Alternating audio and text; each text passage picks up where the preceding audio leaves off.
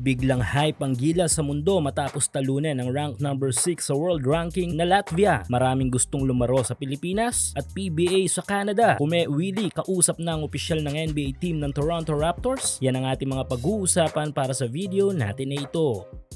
So maraming bagay talaga ang naibigay ng pagkakapanalo ng ating national team kontra sa malakas na kupunan ng Latvia. Matapos ang ilang dekada nating pagiging under sa mga European teams ay sa wakas napatunayan ng ating bansa na may puwang talaga tayo sa larong basketball. Kung iisiping mabuti ay tama lang yon dahil numero 1 dito sa ating bansa ang larong basketball. Kung kaya't dapat lang na talagang may palag tayo sa mga kupunan sa iba't ibang bansa at nagbigay ng wake up call sa mundo na may talento ang ating pambansang kupunan at ang mga Pinoy sa game ay ang pagtalo natin sa rank number 6 sa world ranking na Latvia. Though hindi man natin nakuha ang ticket patungong Olympics ay hindi naging sayang o nabaliwala ang ating panalo kontra Latvia at paglaglag natin sa Georgia sa semis dahil ngayon ay nakikilala na ang Pilipinas sa world basketball stage. At ito nga ang umpisa ng ating malakas na pagbabalik mula Asian qualifiers hanggang sa World Cup. Ayon nga kay Gilas head coach Tim Cone ay kayang-kaya nating makipag-compete kasi kung iisipin kontra Brazil na siyang nag-proceed sa Olympics ay kaya nating manalo. Kung nangyari lang ang mga bagay na ito nga ay kung nakalaro si Kai Sotto at AJ Edu na naging malaking problema natin dahil humina ng gusto ang ating depensa at opensa sa ilalim na kayang-kayang punan ng ating young twin tower. Anyway, gaya nga nasabi ko, ibawi tayo sa Asian qualifiers at sa World Cup. Pero ito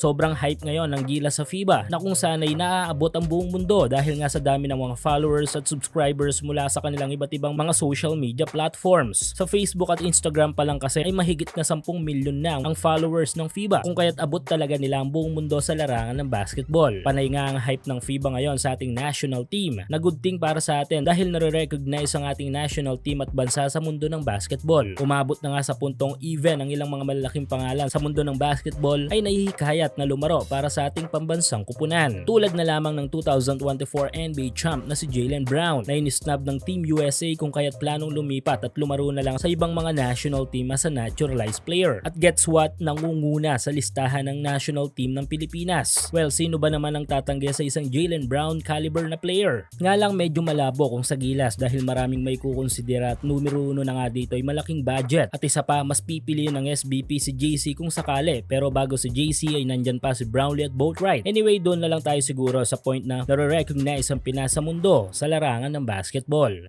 Samantala, another grind mula sa PBA. Hindi natin maitatanggi na humina ang ating pambansang liga na PBA. Pero ang good thing ngayon ay unti-unti nang gumagawa ng paraan ng liga upang muling manumbalik ang lakas ng one of the oldest basketball leagues sa mundo. Mula sa pagtanggal ng height limit sa mga imports at posibleng pagdagdag ng mga imports every team ay may planong magsagawa ng laro ang PBA sa Canada. Ayon sa article ni Spin That Page ay nag-uusap na daw o nakapag-usap na si Kume Willie at ang isang opisyal ng NBA team ng Toronto Raptors para sa isasagawang laro. Sa ngayon, ang malinaw pa lang sa usapan ay isang opisyal na laro mula PBA. Pero syempre, since mataas ang tungkulin ng kausap ni Kume sa baluarte ng Raptors, ay baka mapush ang posibilidad na magkaroon ng isang exhibition match ang kupunan ng Toronto at ng ating isang team sa PBA. Kung sakaling mangyari yon ay dagdag development ito para sa ating mga ball club sa PBA. Abangan natin ang mga updates ukol dito sa planong yan ng PBA.